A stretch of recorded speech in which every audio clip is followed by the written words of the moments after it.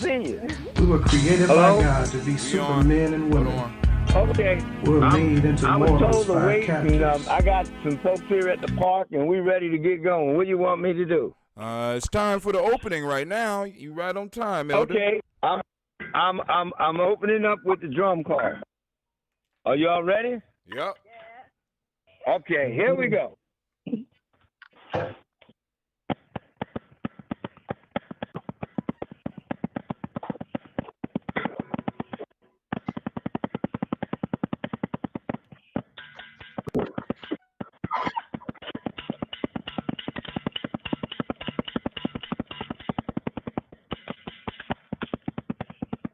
All right, now. Now, y'all know Funga Lapia? Yes. What's that Funga Lapia, Ashe, Ashe. Funga Lapia, Ashe, Ashe. Come on. Funga Lapia. Can't hear you. Ashe, Ashe. Wanga Lapia. Funga Lapia, Ashe, Ashe. Funga Lapia, Ashe, Ashe. Hey, ho, ho, ho, ho, ho, ho. All right. Uh-huh.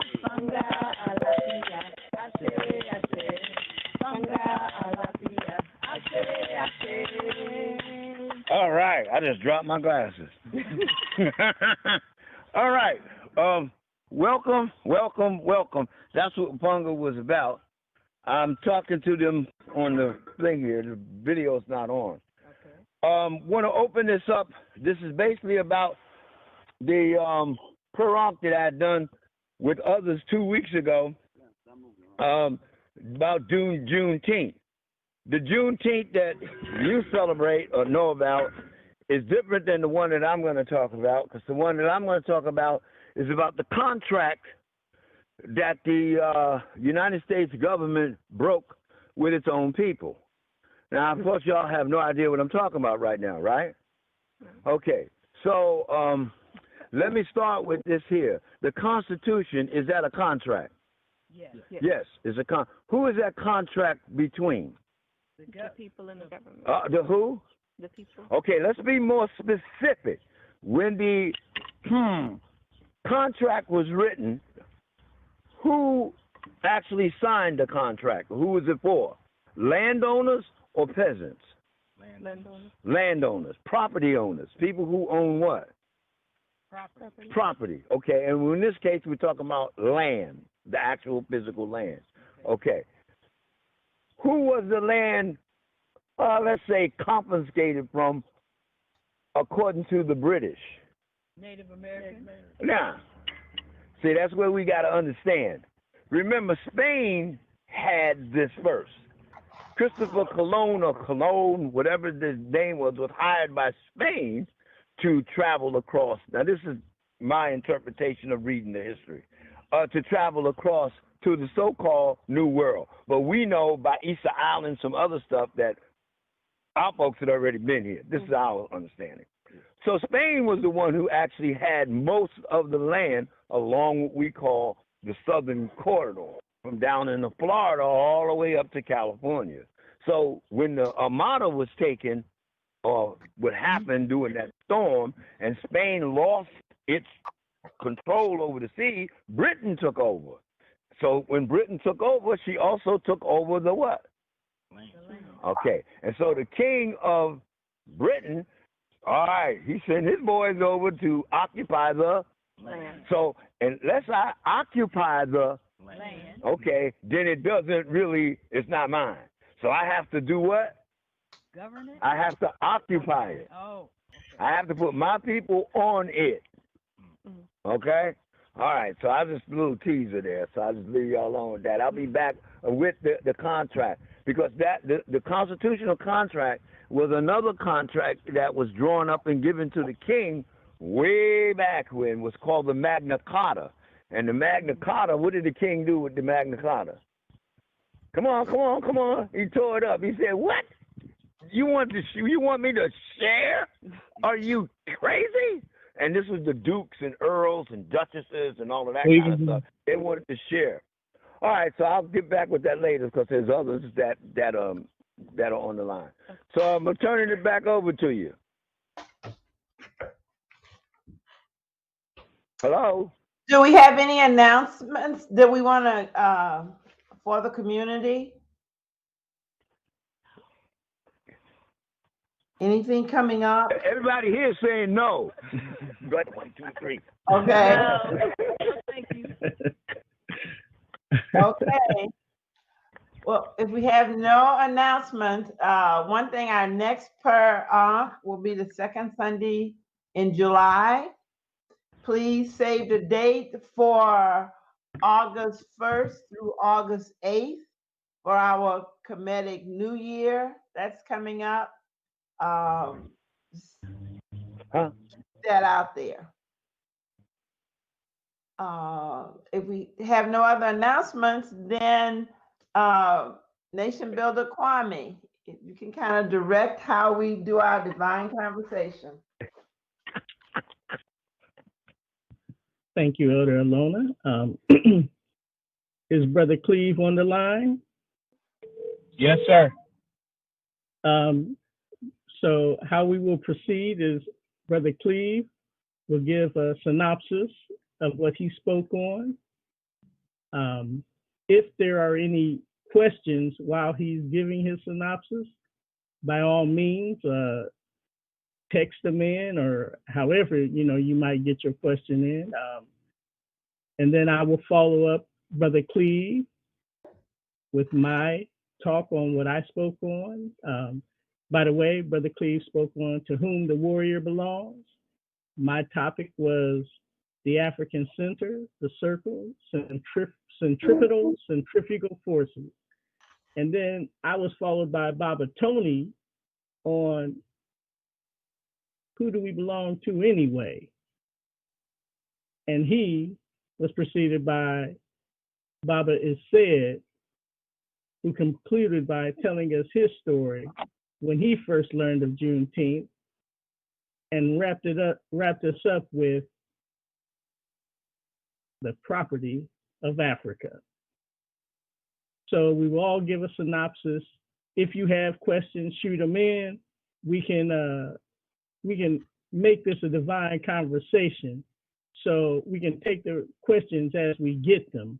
So if you have one for Cleve, or if you have one for Cleve after Baba Tony has spoken, just let us know who the question's for and direct it. And I will yield to my brother Cleve, my younger, but my much taller brother. I'm at work right now, so I left my notebook at home, so bear with me, please. The thing I spoke on was To Whom the Warrior Belongs, and I believe I said that the warrior belongs to the nation that he swears his loyalty to and chooses to follow. And what else? So basically what I was talking about was how you know which place you belong to, and normally you know when somebody brings you in and you are accepted by the people there and treated as family, and as such as I am treated here. And you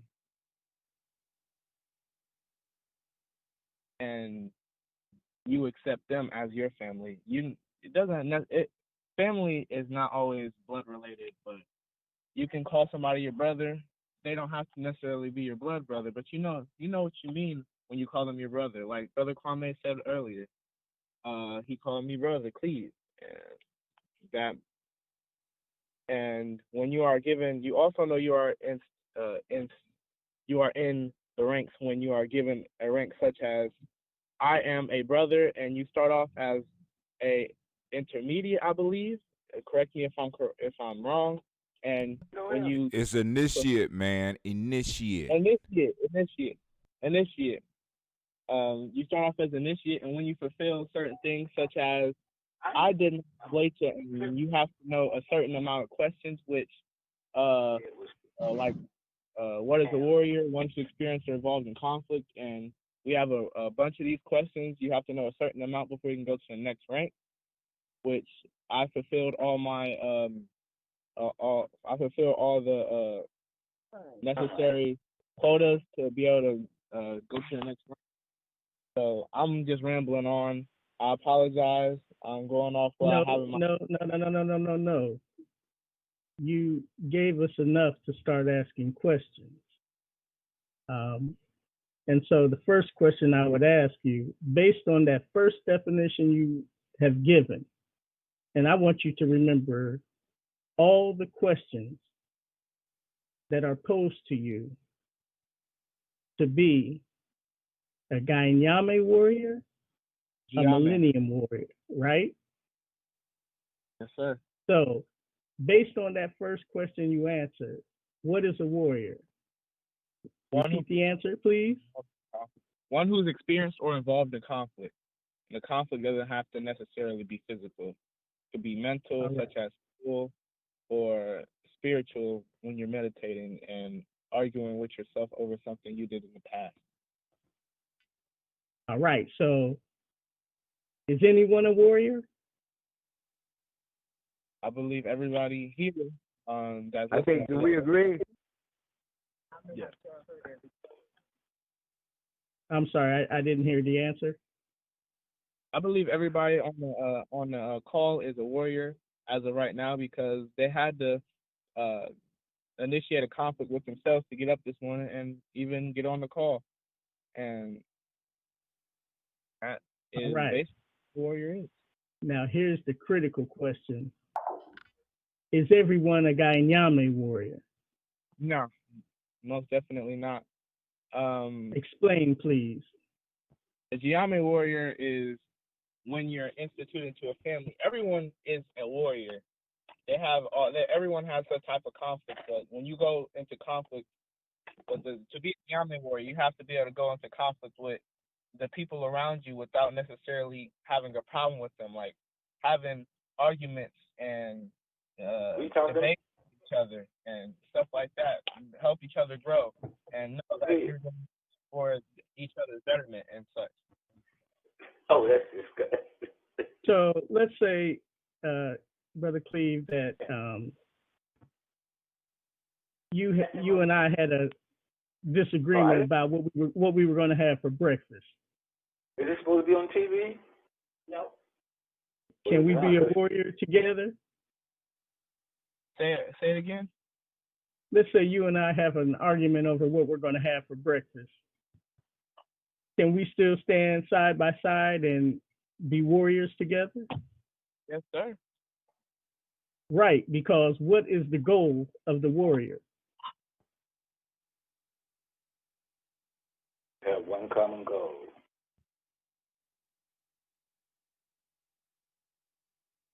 To protect the nation and develop our spirit, mind, and body. As well as other things that you've noted.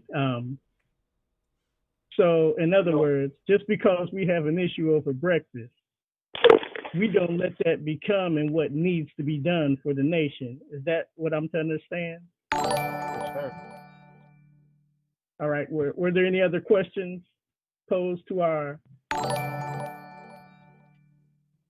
esteemed warrior? This is Elder Alona. My one question, and thank you, Cleve. I like your summary. You talked about a family, and do you believe that people can be a part of multiple families? And if so, what families are you a part of? Yes, I believe you can be a part of multiple families, and the families that I'm part of includes Giame, Millennium, and the Pawi Biz, because that's where I classify myself at where my family is, and they classify me as family. Thank you. That's important for me because the blood family that I have, most are in Louisiana, Alabama, and Florida. But I'm glad I'm in your family here in Columbus, Ohio.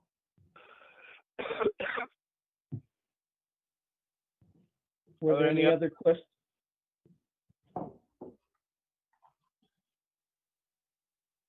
Any other questions?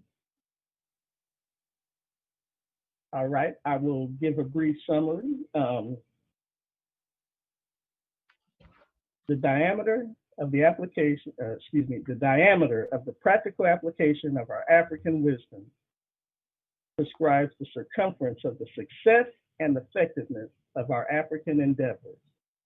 What does that mean?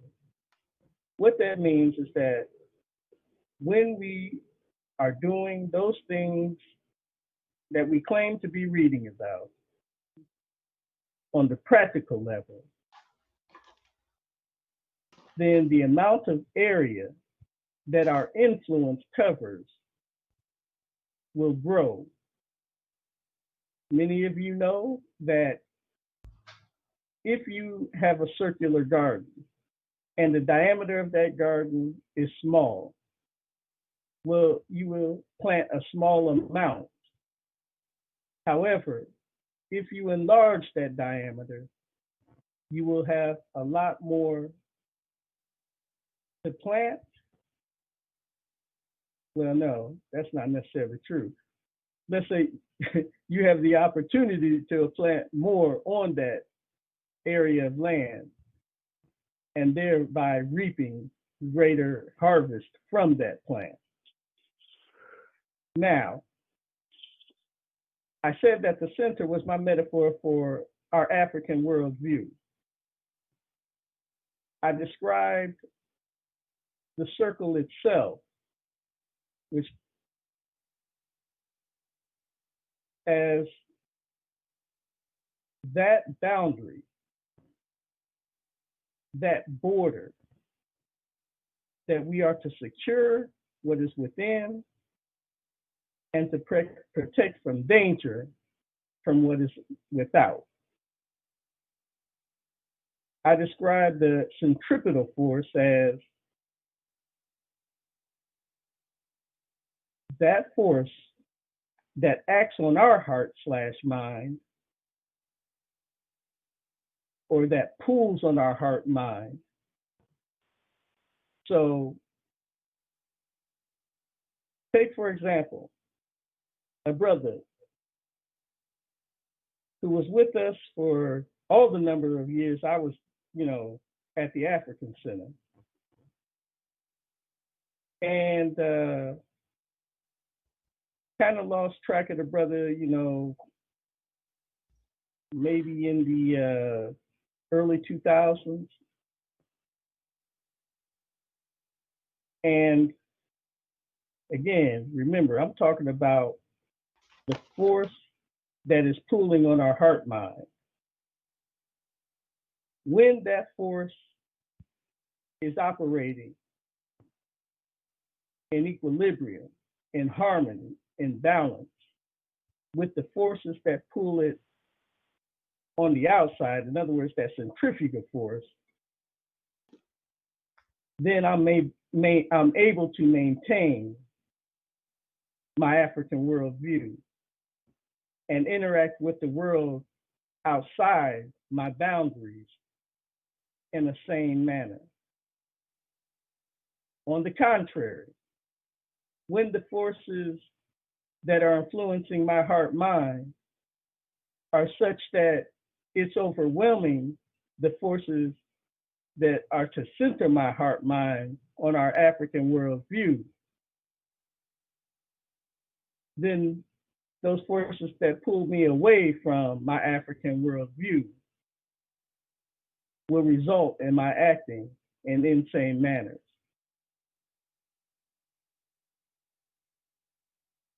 So, in summary, we have this African worldview serving as our center. We have the circle itself, which each of us on one level or another are on.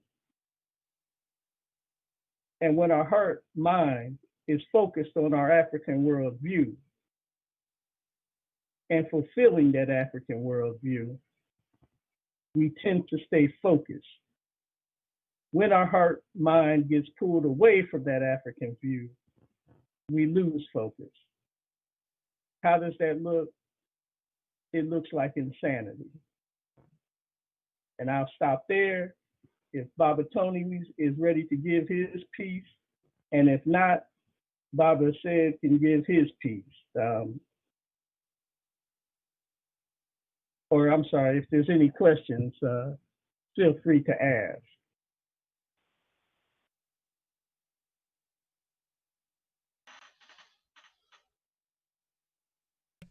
Can you elaborate a little bit on how? Because you mentioned insanity when somebody's being pulled out. Is it the centripetal force that's pulling them out? No, the centripetal force is what keeps you focused. Okay. Right. The centrifugal force are forces that push you out away from, not necessarily from the African worldview, because remember, our people tend to think in a diurnal manner. What I mean by that is, if we look at a good aspect of centripetal force, I said that keeps us focused so that regardless of where I go, I can be my true African self and remain acting in the best interest of my true African people. That's a healthy centripetal force. What might an unhealthy centripetal force looks like? It's what you, Brother Hatem, always complain about when you talk about, we get so many scholars who they just want to show off What they know. Let me be more explicit. They like to masturbate on what they know. But when you look to see how it is practically applied, He would say, our enemies will say that it's not functioning in our best interest as African and African-centered people. Now let's look at the centripetal force. There's the healthy aspect of the centripetal force, which means that, yes, we've established our boundaries and we've secured what's within. So then we enlarge our territory.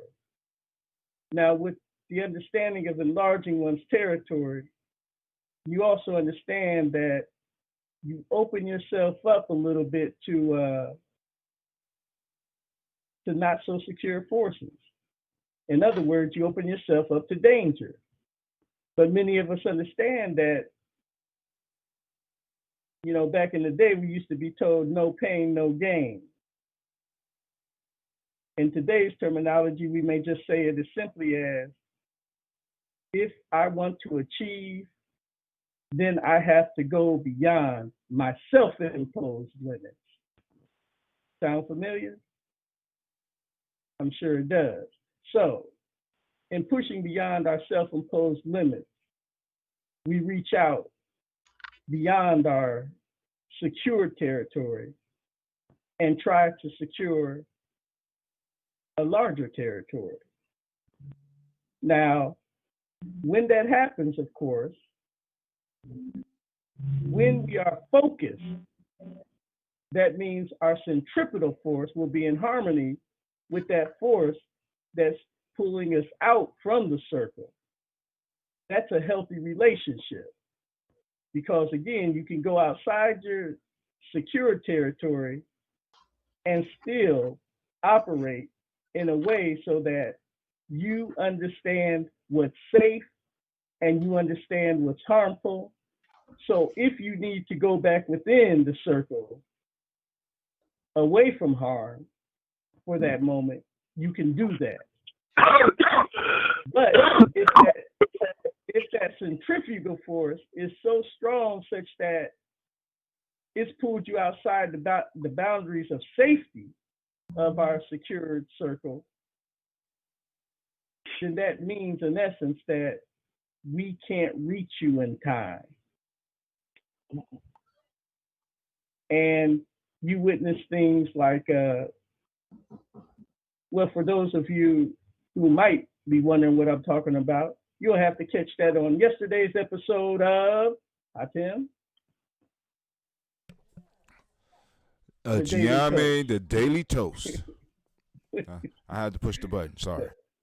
Okay, that's the Kalumba version of our Daily Toast. And so These are I some just- very And what he's talking about is a very specific case that has been circling around in our community. A lot of people might not know, but we talked about it a little bit on the Daily Toast yesterday because it's a real life experience that Kwame is using to illustrate this point, and it's very, very real, and we see it happening all the time, whether it's politics or it's religion or it's economics. We see the same thing happening all the time. I'm gonna stop. What is it? no, and thank you for that because I like your storytelling method rather than my prosaic. So in any event, again, I'll end it by reminding you the diameter of the practical application of our African wisdom. That's what's going to secure and prescribe the circumference of the success and effectiveness of our African-centered endeavors. If Baba Tony's available to come in, summarize, and take questions, you're up. Okay, I'll go. I may. Okay, I'm here at the Kwanzaa Park, which we named. It's actually called English Park at the Kwanzaa Playground. And I have several people here with me. So we've been listening and talking, but let me move on to what my Sabiet was about. Right now, Elder in Tony, front of us. Elder Tony. Yes. Yes. Kwame wasn't finished. Oh, he asked me, was I ready? Yeah, he asked me, was he ready? He asked him when he was ready about 10 minutes ago. No, he I came didn't. right You on when late. he said, are you ready? No, He you sure got, did. We're good. We're good. Y'all tripping. Baba Tony's I'm up. tripping. I'm sorry. Yeah, you are tripping. That's left over from you outside the circle. Get in the circle. Yes, sir. He Yes, hasn't sir. eaten He Yes, hasn't sir. eaten in a few days. Yeah, it's 7 right now, but Can I, do I have permission to continue? Yes. My group here said yes. What do y'all say? Yes. Yeah. Okay. All right. Sit in front of me. I want to let y'all know that we're in the Kwanzaa season very heavily. Tawi celebrates Kwanzaa 365. The number 3 represents the 3 seasons from the African concept. But in those 3 seasons, you have 4 months each, which is the 12. When we flip the script from the point of view from where we are on this continent, we have 4 seasons and 3 months in each of those. So right now we're celebrating that.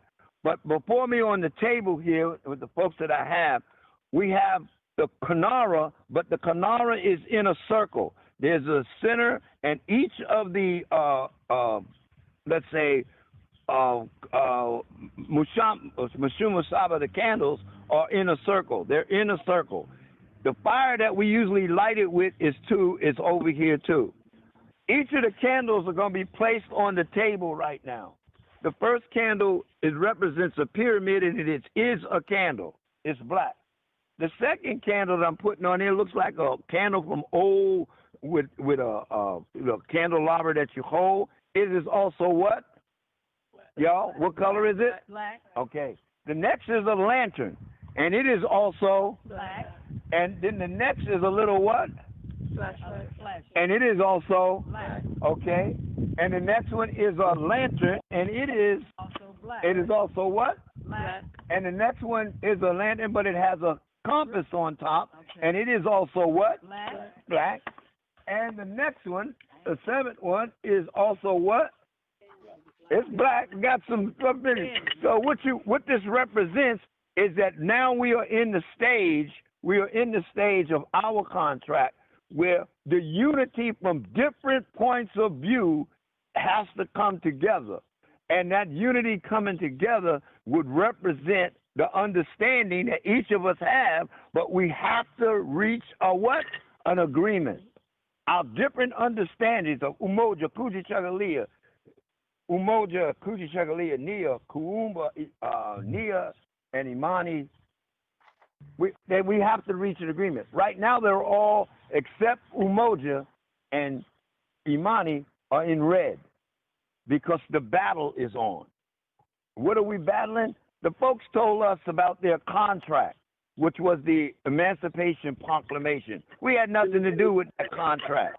That contract was between the North and South about which one of them was going to control something that was coming from California. I don't have enough time to talk about that. But in order to do that, their votes had to take place.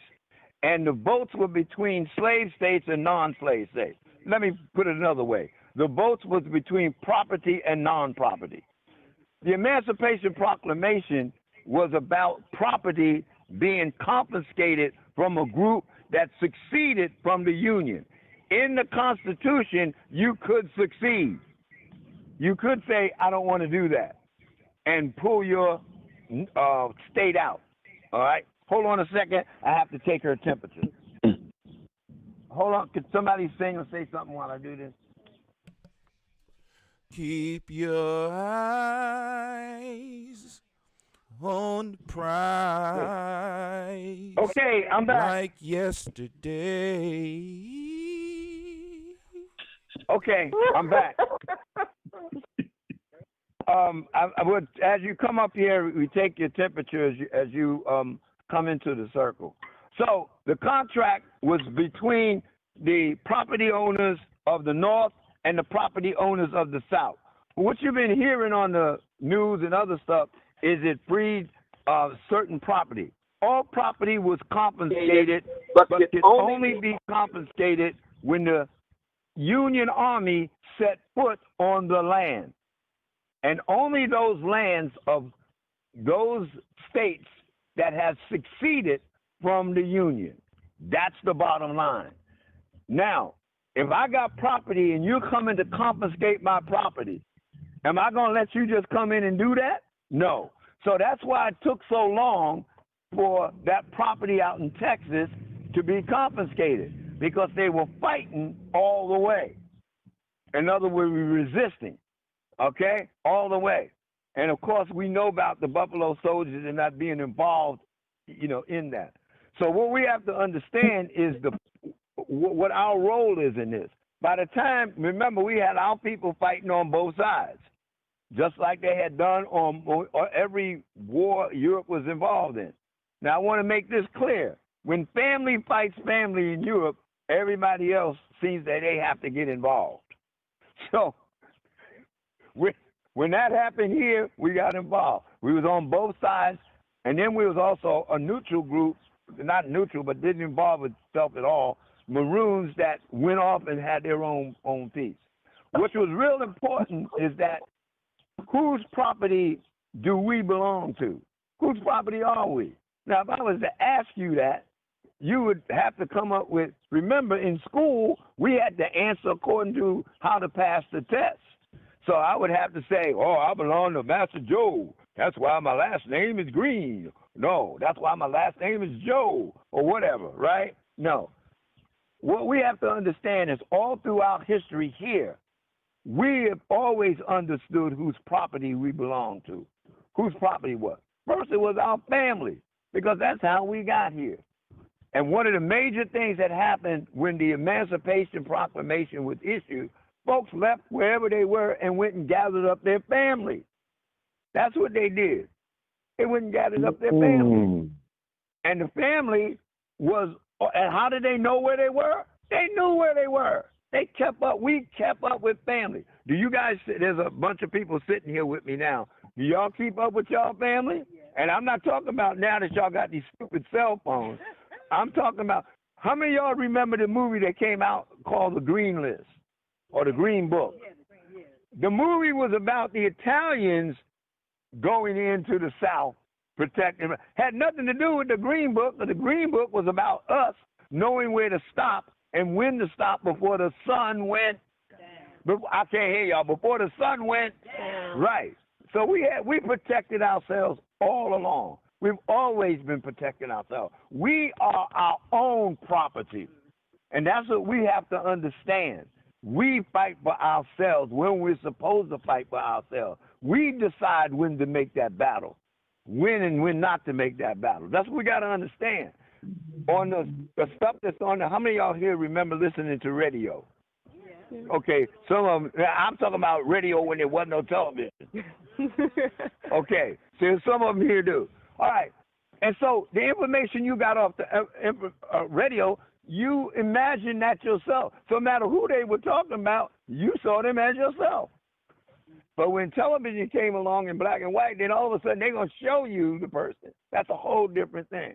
That's what we're into now. We have to understand that no matter what is being said, we are our own protectors. We are our own property and all of that. And the candles that are put out here, there's several candles that are out here, or several lights. We have candles that are made specifically in a pyramid. We have a candle that's made like plastic. We have a candle that's made in a lantern. We have a regular little flashlight. All of these coverings are black, which represents our unity. We must understand right now we are unified, but we can't let nobody else explain how we're unified. Because at my age, if I say black is, what would y'all say? Beautiful, because that's the word we got way back when. Then it went to the Black Panthers. Then it went to the black this. Then it went to the descriptive adjective black has been used to move us like a pawn on the chessboard, okay? We're the ones that have to decide who's talking about us. And when they're not talking about us correct, we just shut that down. We don't try to go in and correct them, not unless they're right in your face, okay? So it's very important that we understand the contract principle between the contract givers. It used to be when I gave you my word, that's all I had to do in our community. You understand me? In our community, when I said to you, this is my word, then you went with it. But then another group comes along with this piece of paper, and they say, you got to sign this contract. I can't even read your language, and you telling me I got to sign this thing. Or put an X there. Right, okay. So that contract is not our contract. Our contract is with each other. That's what the black represents, the unity of our understanding. Do we have a different understanding? Yeah, we have a different understanding. Why? If I say we're going to meet down at the African Center right now, all of us can go there in different ways. But the point is we will get there. That's the point. Now, the other thing about this disagreement, sure, there can be a disagreement, but our concept is to reach what? An agreement. We can have a disagreement about it, but we're going to reach a disagreement. We're going to find a solution to this.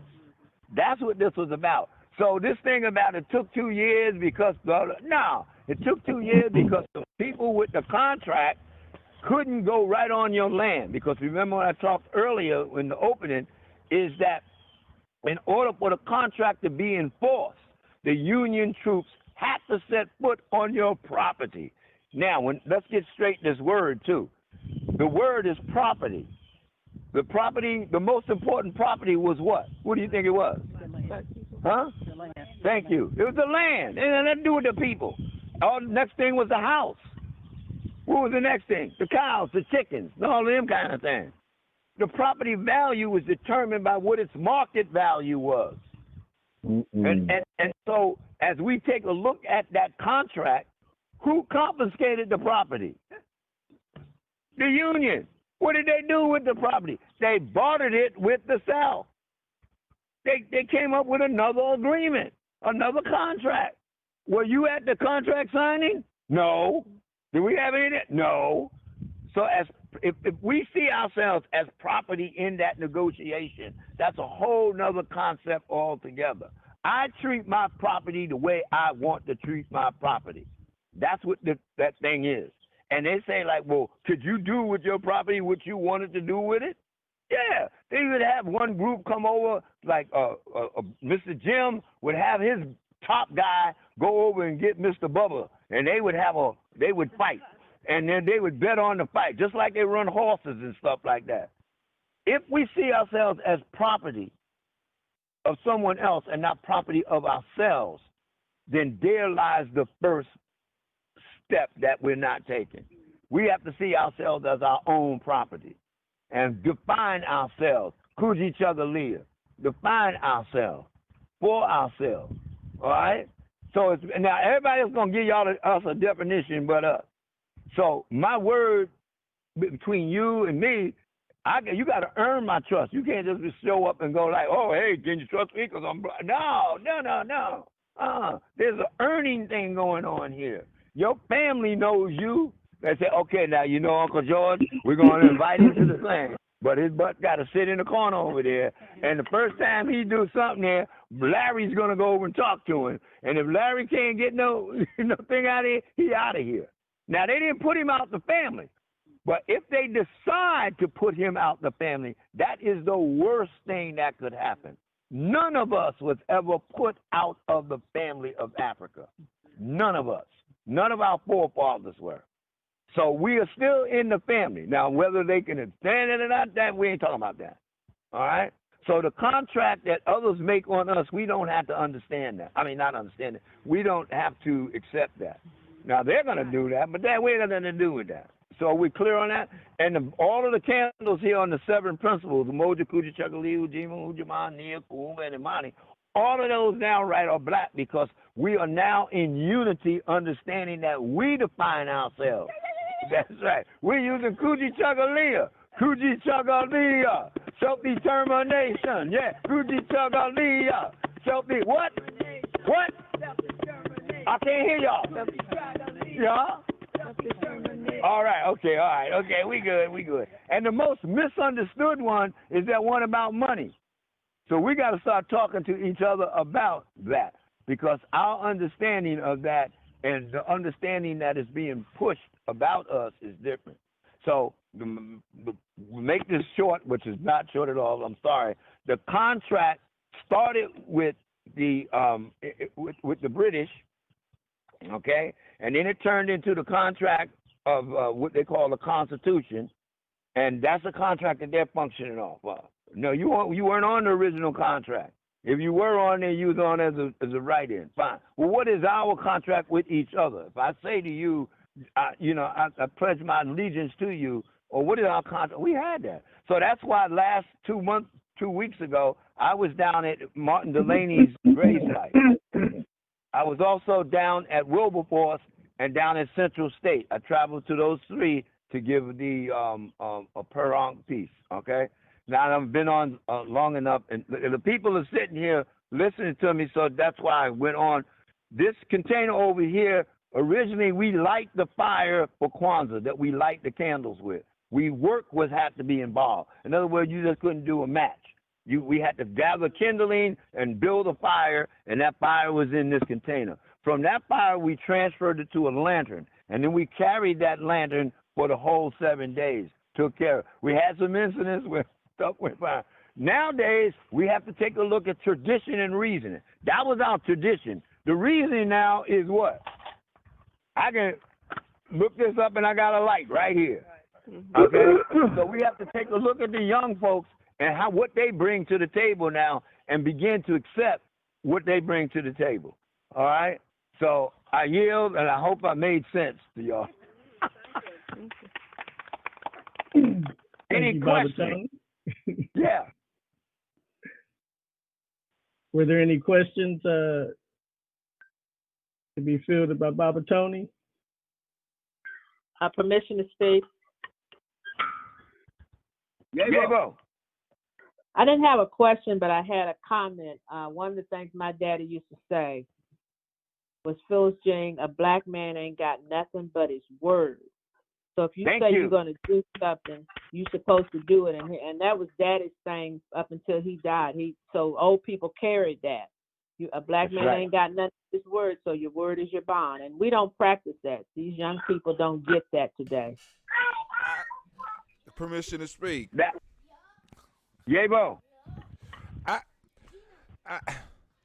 I don't know about that because some of them do. I mean, I think in every generation we had young people that varied away from the tradition as well as older people. But I think there's enough of us that are practicing word as bond that I say.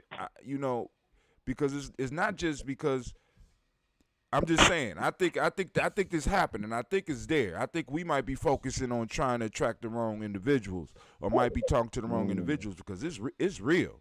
Because I got certain people that will, when they give me their word, they own it, and we talking about people between 17 and 35. But then there's other people that do the same thing. But I get the same thing from people my age, people older than me. You know what I'm saying? So I don't think it's just our younger generation. I think it's a mix. I'm sorry. Y'all agree? I agree, definitely. Permission to speak? Permission to speak? The group here agreed with that. It's a variable. Because when I give you my word, which is my bond, that means I got your back. Yeah. I don't think they can hear you way out. Oh, you right there. Go ahead. I think too, like being family. Are you on mute? Because I can't hear you. Being family? Yeah. Okay. Being family, certain characteristics of the family member. And so those people that can't give their word that can be trusted, they need to be more educated into the family and what the rules are. So for some reason along the line, they have gone away and they don't know the rules and they need to be refreshed. Permission to speak? Permission to speak? Yes. So that means I'm the property of Africa. And you got my word on that. But they gotta know that they are the property.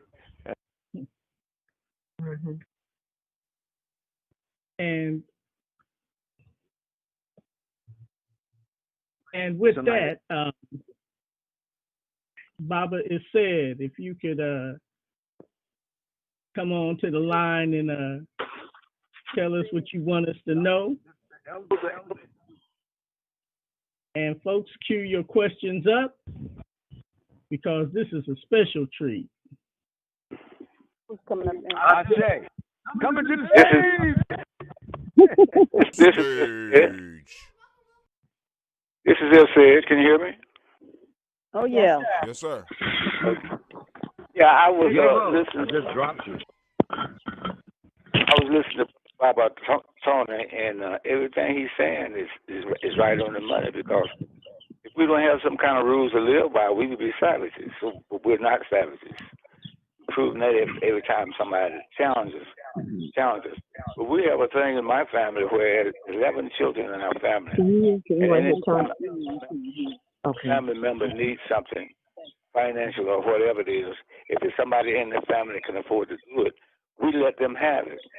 And they don't have to pay it back. We don't ask for it back because our daddy told us the family sticks together regardless of what. And money ain't got nothing to do with family. Because if you take care of your family, you're taking care of your family and your money. So we help each other out. We've loaned as much as $15,000 out to a brother to get his act together. We put roofs on our sister's house and different things like that. Because it might not mean nothing when you say it, but it means a lot when you look at it, the work that's been done with it. So everything Baba Tony is saying is to remind us that we're not just a people, we are a family, regardless whether we want to be or not. Any questions?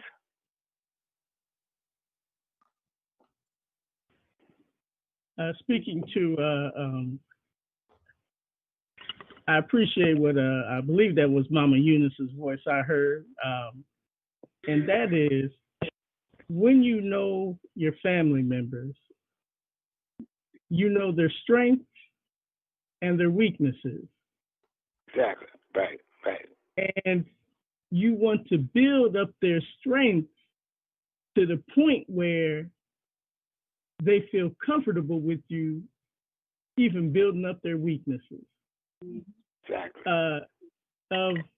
Of you, Baba has said, or even you, Baba Tony, or heck, I can give you an example of myself. But you know, give us some examples where we see this in our family members, how we play to their strength to build up their weaknesses. Well, when you help a person that needs help without all this crazy stuff, interest and all that stuff with it, it makes it sound like it's family. You're doing it because you're family. You're not doing it just because you can make $1 off of a relative. You're doing it because of the family. My sister, some years ago, she lives by herself, got a 5-bedroom house, and she needs a roof fix. 5 of us got together, put down some money. Nobody asked any questions. We put down some money, paid for the roof, have it fixed. Then again, my brother, he needed $15,000 to repair a house. About 5 of us put in $3,000. Bam, the money was there, and that's the way we function. And we don't ask for it back. He didn't have to pay it back, but he did. But we don't ask for it back because our daddy told us when we was younger, we are a family. We live together. We take care of each other.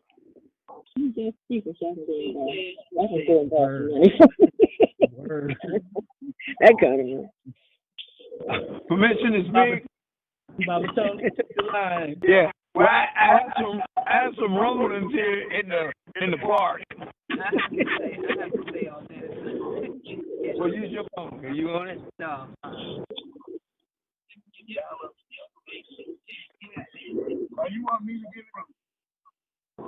You want me to give an example?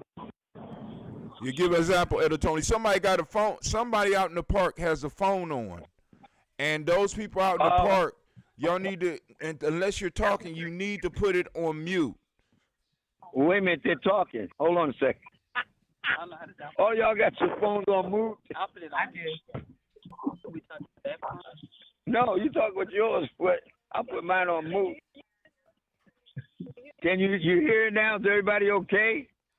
Yeah, we cool. I mean, I just want to make it as clear as possible for everybody in the chat because it's gonna be pretty clear for us. But those people that's listening out in the cyber world that might want to have comments and stuff like that, I want it to be as clear as possible.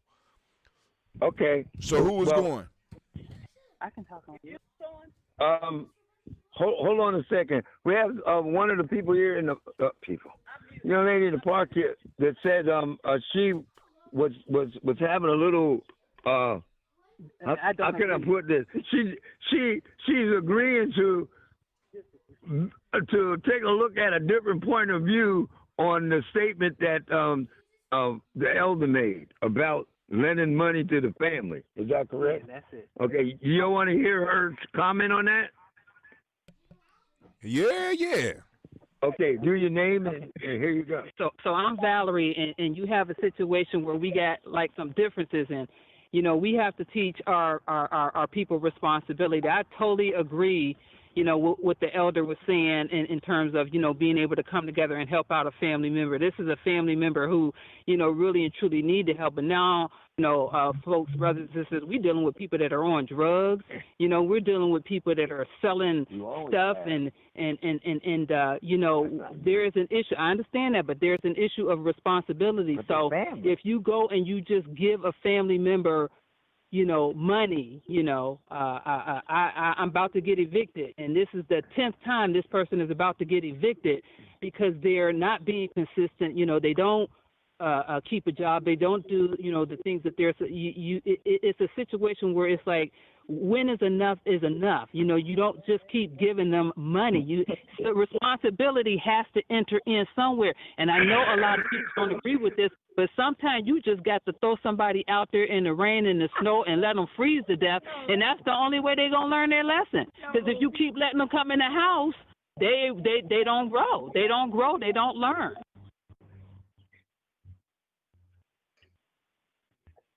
There's a pause of silence now. No, The goal is to bring them permission to back. speak. Goal is to bring them back. Oh, hold on a second. She said the goal is. The goal is to bring them back, but sometimes it's just got to get tougher than I'm not going to ask you any questions because you're family.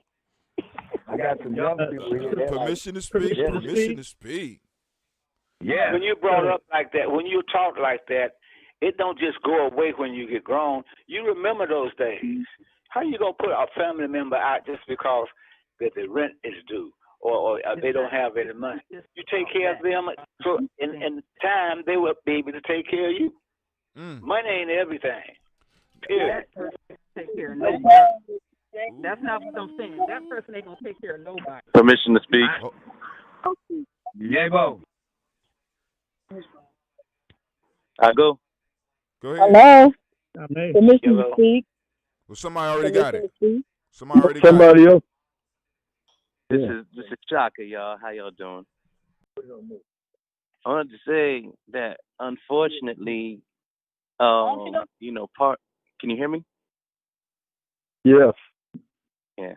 Unfortunately, that's a trend within I guess if you want to recommend like the welfare mentality, when the sons age out at 18 and no longer bringing any type of monetary support in the house, typically that's the attitude that they get pushed out the nest, and either they fly or they don't. Either they and you know what I mean, and so that's a trend that's been pimped on us, and through that we lost a lot of family values. We lost a lot of traditions like sitting at the table and passing down through oral tradition from family by family. So now we are more dependent upon the village, and so I just wanted to step out there with that.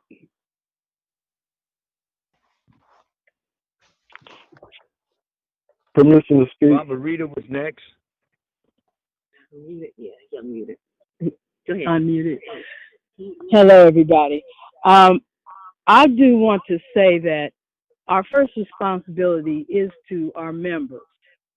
But if they come into your life and they start to pull you down because you're trying to help them and they don't seem to want to improve themselves, and every time you give them time, chance after chance after chance, then you do need to put them out to let them find out some lessons on their own.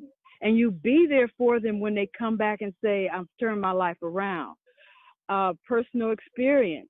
You know, my mama, she was incredible. She died. She left us money and land. And because we didn't want to, the one brother was the one who didn't have a home, we let him have it, knowing that he would at least take care of the house. It was paid for. All he had to do was live in it, take care of it, and come to us if he needed help. But he sold it behind our backs, and now he's on the street again.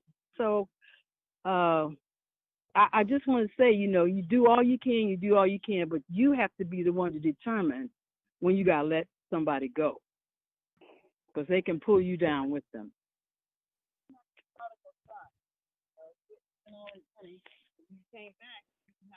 Wait a minute. I don't think we heard.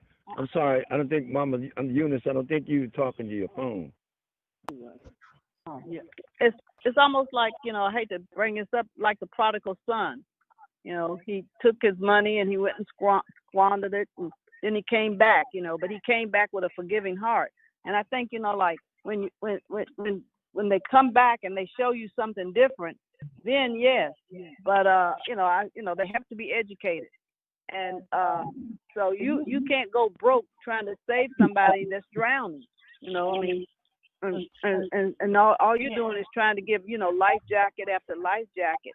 But, like, it's not to say that you just, scratch their name out and erase it, and obliterate it, but that person, at some point they may come into, something, yeah.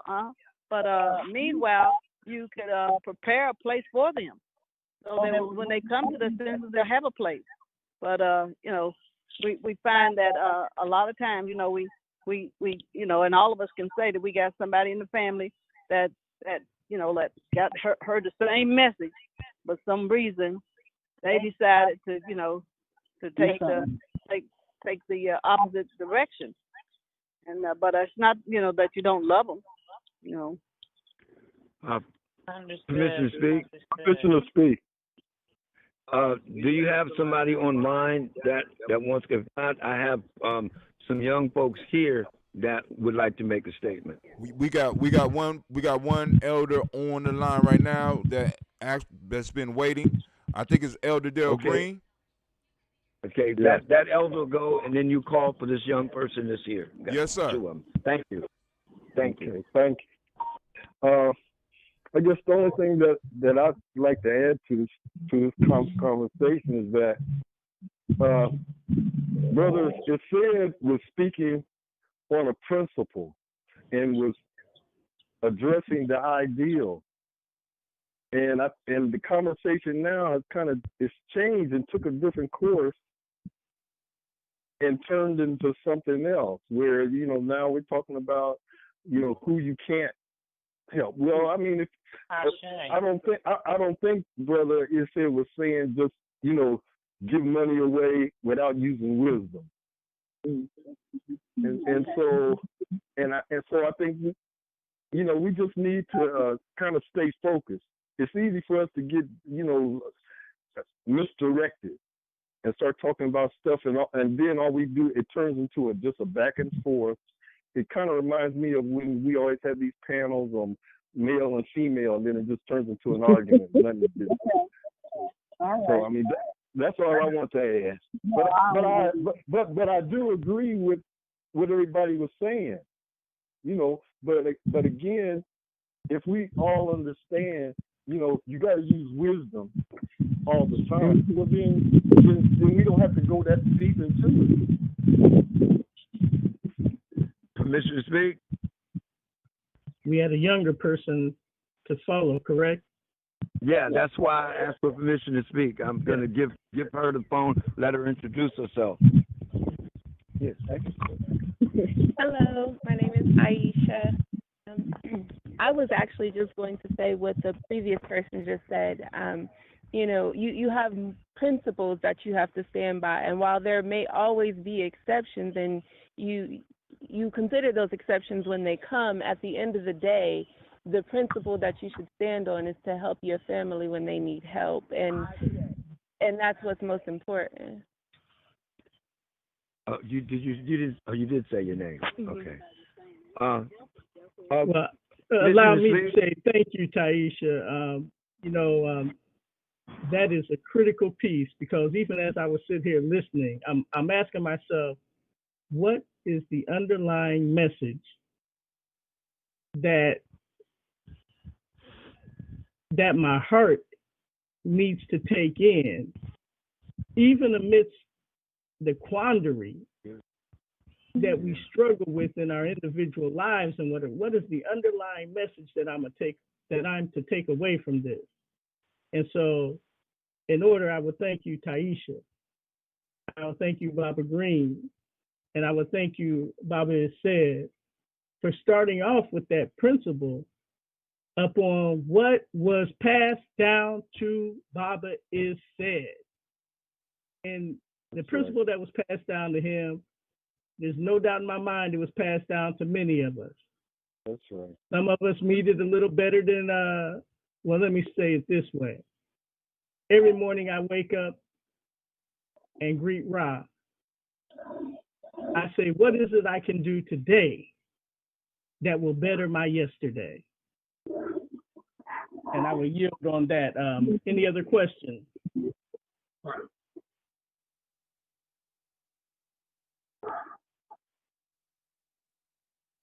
Any other questions? I have a question. It's for Brother Kwame. Yesterday we had a short conversation about context, and I think would you speaking on that a little bit kind of help with the overall piece that we're having right now? Sure. in some of the family discussions that I've been a part of, some of our patented sayings are, it's the both and principle. And because I understand the truth of that, I can say, yeah, there is the both and principle. However, the reason I started my talk off with the diameter of the practical application of our African wisdom, that is what will prescribe the circumference of the success and effectiveness of our African endeavors. I cannot stress that enough. And this may seem absurd to you, but this is practical. If you keep pushing on me the both and principle without context, then I say, oh, the both and principle? Well, and again, family, I need to make this point. That's why I'm using this extremely sick example to impress upon you the importance of practical application of our African wisdom. If you keep pushing the both and principle on me, what do I say? I say, oh, okay. So since you believe in the both and principle, are you going to send your child in front of a 60-mile-an-hour car? Because if it's hit, well, the both and principle says it's not hit. And you would all understand it for the absurdity it is. And so if I'm in a context, and this, I took Hatem through this step the other day. Many of us are under the understanding that white people don't believe in the both and principle.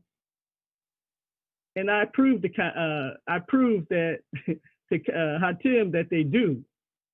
However, they want you to believe in the if or principle, and exclusively if or. What do I mean by that? That means that I asked my wife, babe, what can I have for breakfast this morning? And because I know there's a lot of vegetarians in here, I'm going to clean it up a little bit, all right? Just for y'all's sake. Now be truthful, man. Be truthful. Be truthful, man. What you eating for breakfast? Go ahead, man. Be truthful. Tell the truth. Yeah, okay. So I say grits or eggs, or a smoothie with what's that nasty sea moss, right? Sea moss and all the goodies that come with giving it some flavor, right? You said that nasty stuff. Stop running. We know it's nasty. It is nasty. It's nasty and slimy. It is. But go ahead. Right. The texture is just foul, and the taste ain't any better. But anyway, so that's beside the point. So my wife offers me either or of those, right? Well, because she hasn't made it exclusive, maybe I'm a little hungry that morning, right? And I say, I want the both and, babe. Can I have the grits, eggs, and the smoothie? And because my wife loves me so much, and by the way, her name is Charlotte Adele Horton Keechler. That's right, she dances with your son. Because she loves me so much, she prepares both for me. Now that's a practical application of the both and principle within our African wisdom system. But when you come to me and you tell me that everyone that Baba Tony has in the park with him is male,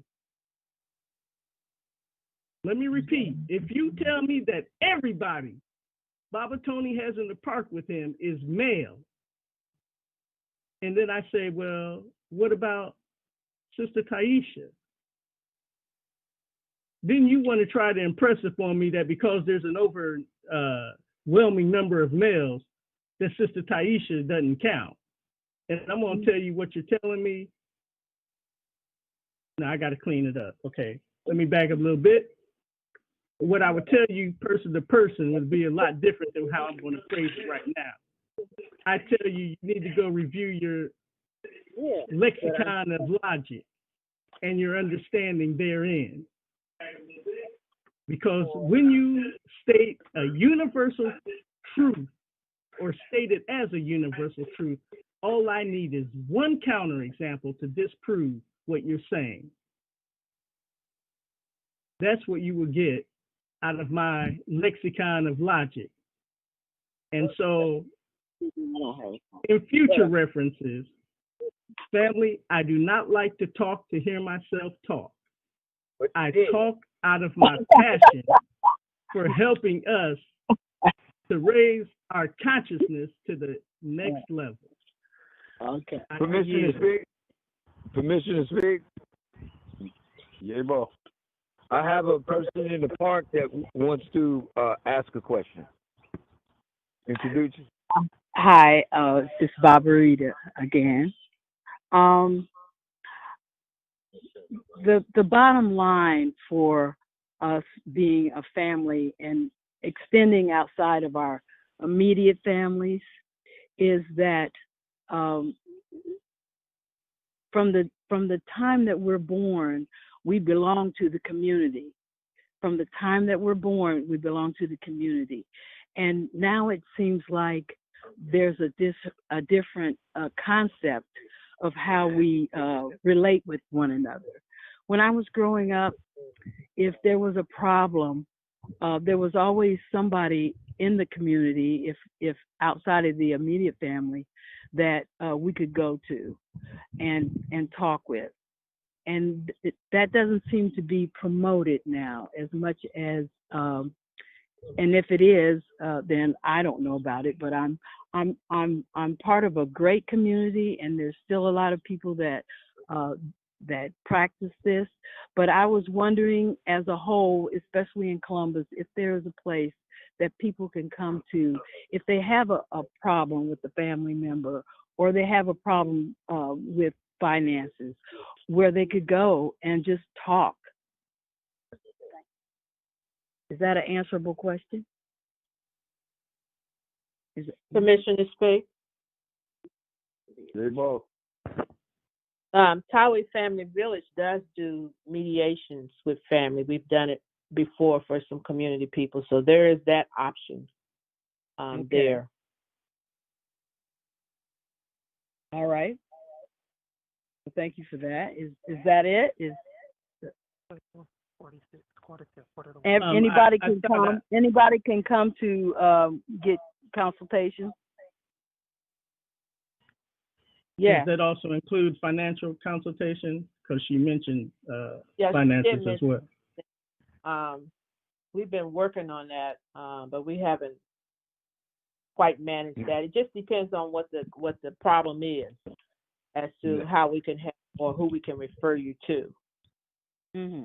Okay. Thank you. Permission to speak?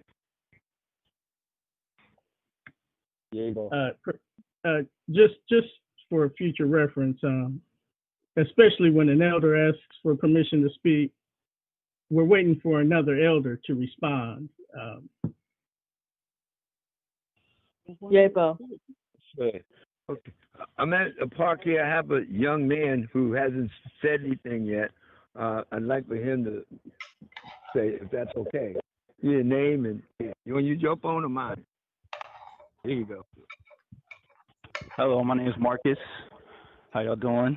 I think as far as like the principle of helping family and learning lessons, it's kind of like learning to ride a bike in a sense, where you may fall and you may have to like let your child fall for a little bit and kind of let them feel that instability so they can learn how to balance themselves. But you're never going to let them like ride their bike on the highway. You're never going to let them ride on the street, but you may let them fall on the sidewalk so they can learn how to balance themselves. That's very good. I like that. Okay. Ashe. Thank you for that metaphor. Because that's about what it's like. Exactly. You get up there. I know I took a few tumbles, but I can. Hey, look, I'm blind now, and I can still ride a bike. I heard that. But my wife won't let me drive the car. But you're working on it. You're working on it. So, permission to speak? Yeah, Bo. Okay.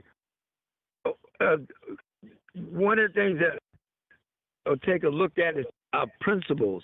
What are they? And I think we need to talk about those, not now, but moving forward towards the Kemetic New Year. And our principles and how our word is the one that established that principle. And my faith is based on knowledge. My knowledge of your behavior of upholding our principle. So that's the way I handle that. And then there's my immediate family, my extended family, my drum family, and my village. So I'm looking at it like that. You asked me way back when now, about almost an hour ago. There was a time when, even now it happens, when brothers and sisters from Africa question the drummers here here, and they bring those questions to me in sometimes a negative way, and I have to understand our principles, who we are, and how we are doing what we do, and I have to explain that. And I'm really fortunate that the drummers that are around now, like one of them, a couple of them are sitting here, but really respect that because they know that we stick up, we support them because their understanding, has been one of that. Because people will ask drummers from Africa how to qualify us. No, you guys qualify us. My family qualifies me. You can't. The same thing with the Emancipation Constitution, whatever that thing was. You can't tell me that I ain't your property. I'm my family's property, and you guys are the property. So that we have to really understand. Right now, I've been given an assignment by Baba Shango about pulling something together for Brother Walt Neal. And so some folks have showed up here to talk about that. So once this is over, I will begin to talk about that and begin to pull that together. Now, notice what's happening. They just told me I had to do this. I mean, it's not something that I said, hey, let me do it. No. So what principles am I? And then if evidently they told me this, then there must have been some principles there that said that I've earned the right to do that. So, and this young lady and young gentleman here have been here from the start.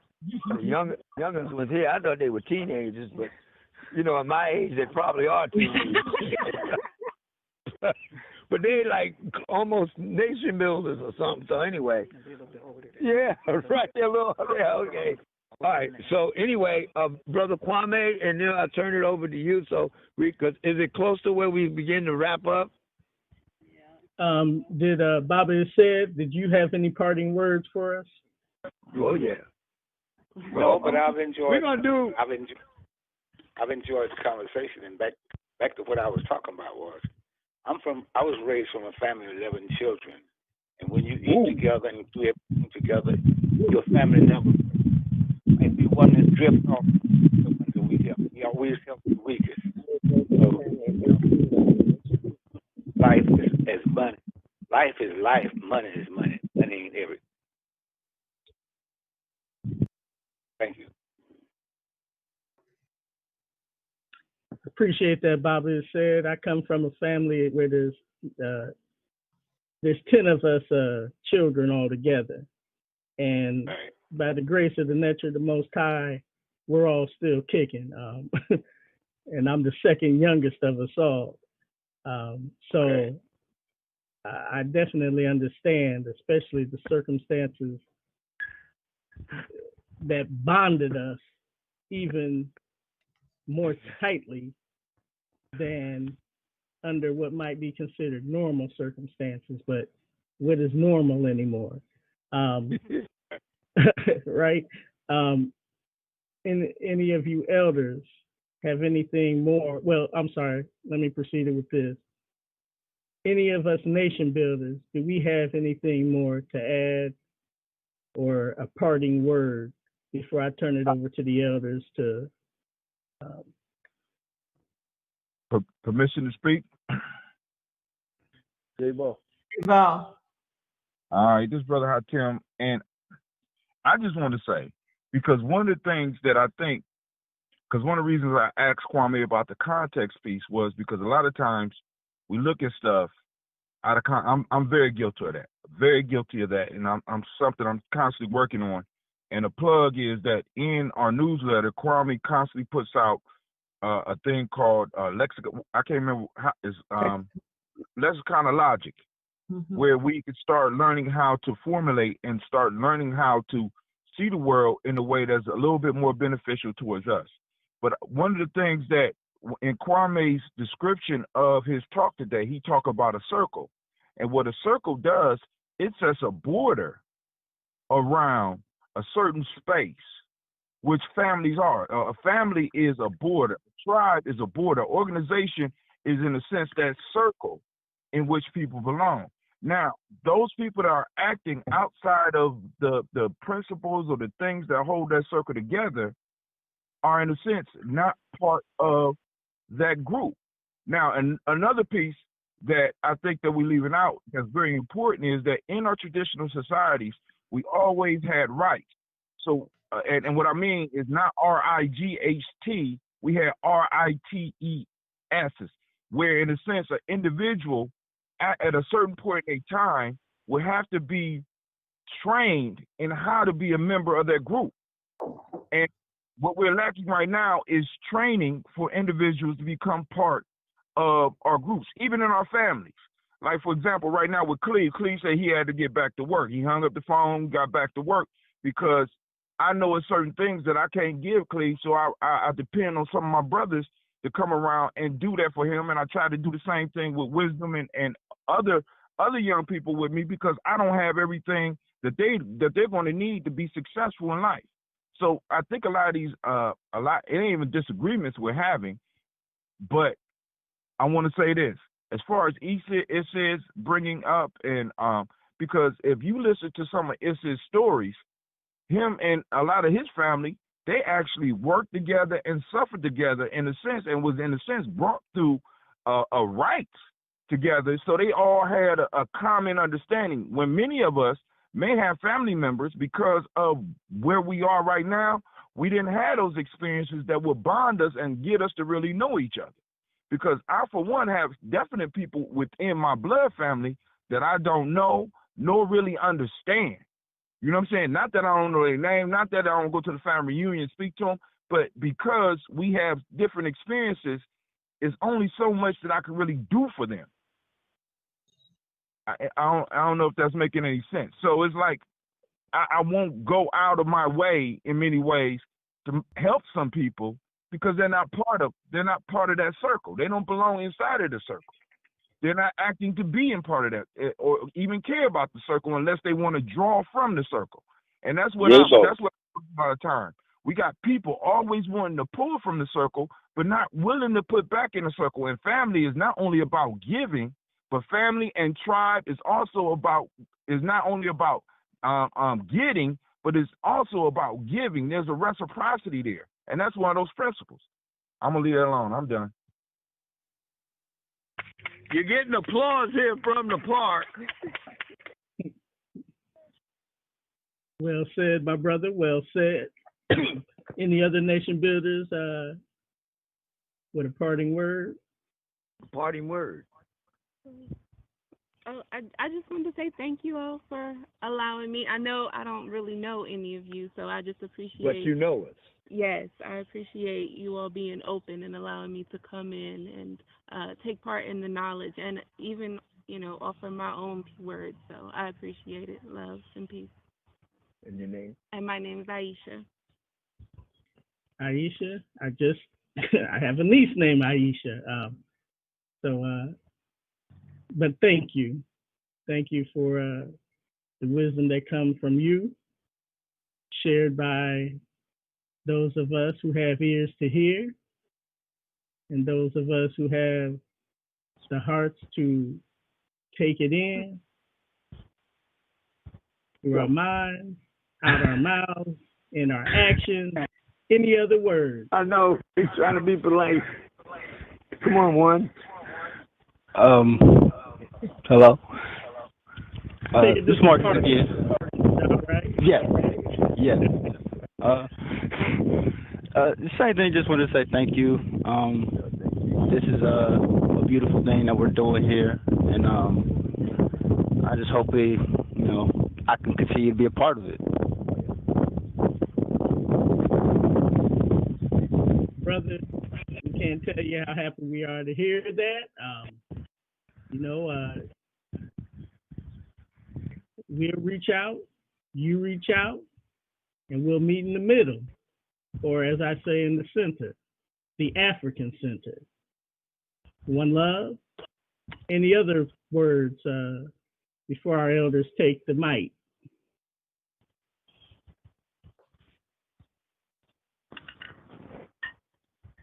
And with that, any of you elders want to give a parting word? Ooh, can I go? Permission to speak. Hey, Bo. Hold on. Bo.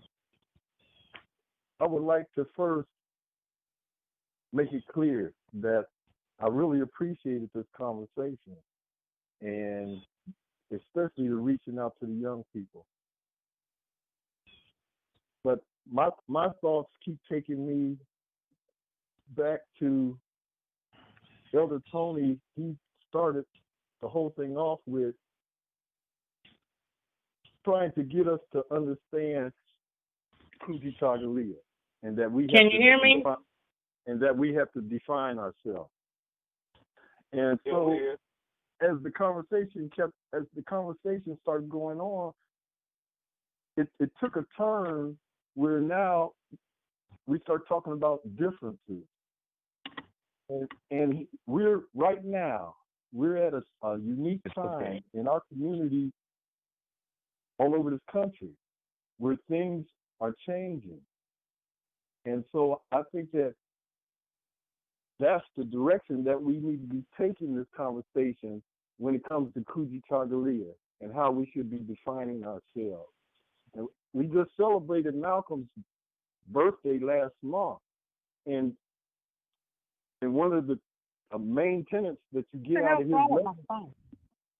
out of his legacy is that when we come together, if we're going to get something done, then now it's time to leave the differences at the door. So now we can start talking about what needs to be done. Ashe. And so, I mean, that's where my thinking is now, and hopefully next time or in the future, that's the direction that we'll be going. Looking at, we have to apply all of this wisdom and knowledge to now and what's going on. Like I said earlier, everything that was said before was true, and I agree with all of it. But these are conversations that we've had over the last 20 years. And so all I'm saying is let's move on. Hello? Hello? Hello? Can someone hear me or no? This is Navita. Everybody hear you. Everybody hears you. Okay. Because I had tried to say something earlier, but anyway, I wanted to close and say that with the young people are at the park, or anybody at the park that we do not know personally and has not been to any of Tawi Family Villages or GMA events, we would like to maybe get their information. As Elder Tony could possibly get that, so we can invite them to future things and bring them into our circle, as Hatim spoke of. That's it. Permission to speak? Hey, Bo. I'd like you to know the procedure that was done at the park. Everybody that came into the circle was vetted. Their temperature was taken, questions was asked, and everything. Also, during the time we was here, we got visited by an agent. Everybody here watched him come through. He even asked us, could he come in and join the circle, and we all said what? No. No. So we will get that information to you. The young folks here who are here and the folks who are also here will get that. We'll get that to you. As a closing thing for me, I'd like to say, remember, our African-centered family is like a forest. From a distance, you look at that forest, it is thick, it is live, it is well, it looks as one because it is a forest putting oxygen into the air. But when you go up into that forest, you will find out that all the trees, the majority of the trees are different. They have their different styles, their different ways of relating and different things to do. So that's where we are. And on the altar right now, I have the circle Kanara set up. All the mashuma or candles on it are black. That means that all of us are in unity with each other. But just like the candles that are up there, they do not look the same. They all look different. But one thing is for sure that we're working on. We're family. And like Brother has said, and a couple of other sisters here, when y'all start talking about 13 or 14 people in the family, on my block in Harlem, that was the most terrifying thing that happened to me. If I was to mess with one of the Mitchies, one of the Taylors, I don't care. Because you mess with one of them, the whole darn family would come out. So, but you got that sense, that understanding that the family was taking care of the family. And when they found out that you were being righteous and doing righteous things with one of their family members, they brought you into the family. You were good to go. So I just want to let us know that we're family, and we're extended family or whatever family you want to call it. And then our family works itself into a village. And we're sitting here now as a village. And nobody here discussed when somebody else comes up, whoever they may be, with their dog and want to ask us what's going on. I ain't saying nothing to nobody about that. Everybody just automatically, and then we started off with a couple over here that I'm not going to talk about on the phone, but anyway. So remember, we are from a distance a forest, not a jungle, but a forest. There's a difference between the forest and the jungle. And the way I understand it, the forest is Africa, the jungle is in South America. And when you walk up amongst us, you're gonna get different stuff. But when the time comes, we're there. So I yield. Thank you. This is Elder Alona. I'd like to follow up with what Elder Tony said about the forest. I'm an optimist, and I believe what we want is possible. What we want can be done. But as a pine tree in the forest, I have to play my part. So we all have to play our part. I yield.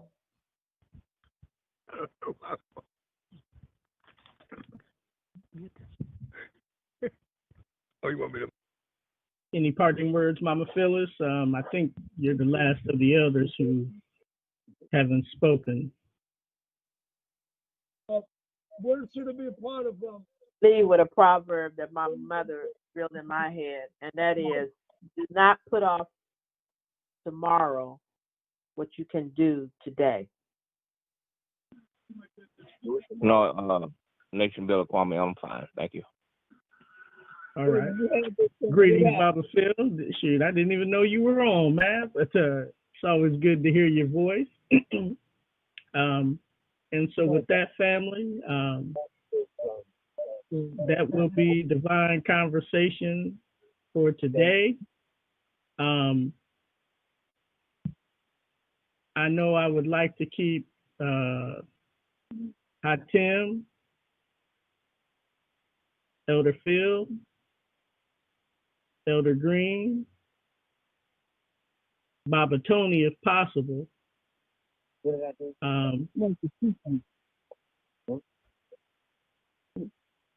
Who else do we have? Who's on the phone? I think. Clifford Bowie is on. Oh yeah, and Elder Cliff.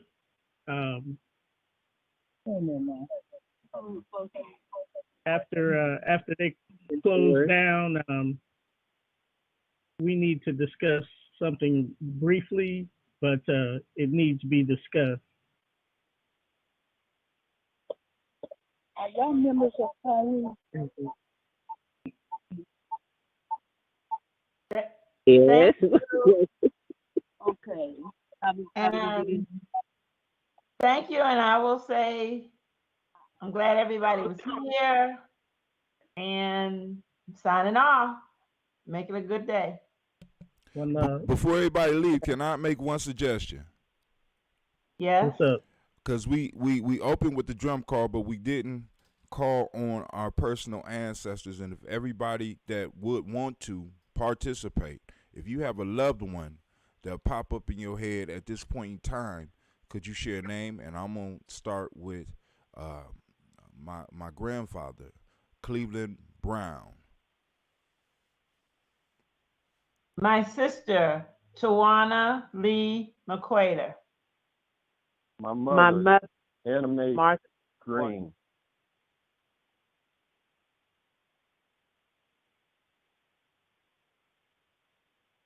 Elder Phyllis.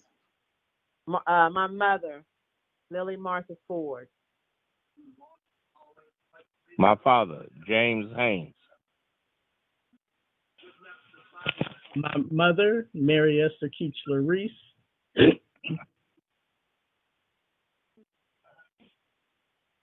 My mother and my most recent ancestor, Ruby Bowie and Ollie Bowie.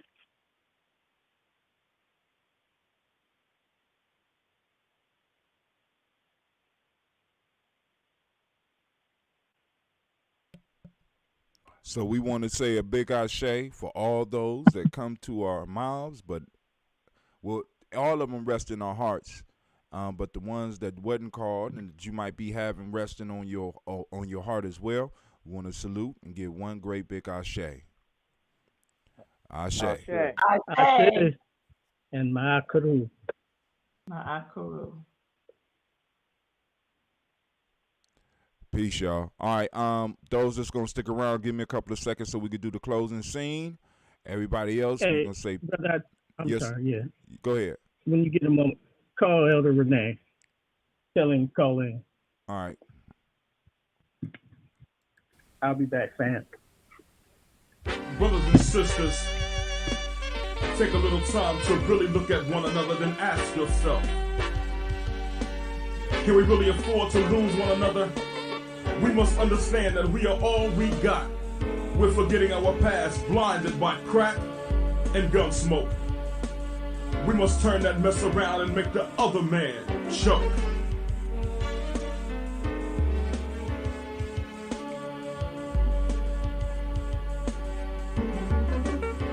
Down in flames, like the Hindenburg. One day I opened my ears. You wouldn't believe what I heard. They say your word ain't. See, you promised us great things, but only giving us a little bit.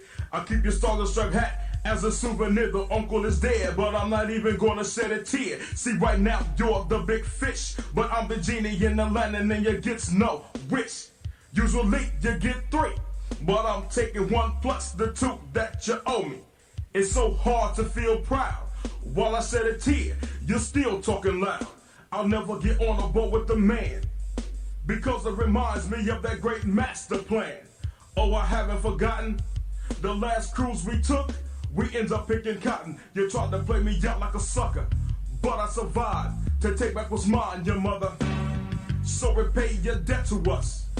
Mama so light, cause all the nuts that you busted, you violated our blood and plagued us with acne. So who's the real savage race? Please tell me, what race is really your mind state? So the mess you bumped up is the mess you're gonna have to face. See why I'm so upset?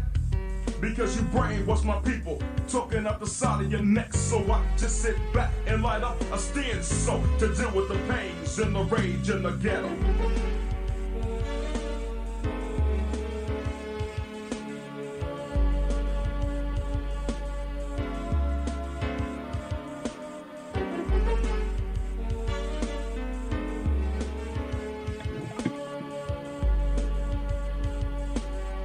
I hear? Who really knows what tomorrow's gonna bring? Our heads are filled with these false hopes and dark dreams. Yeah, here. The rage in the ghetto, it drives me to chaos. Brothers talk they mess and get tossed. See deep down inside.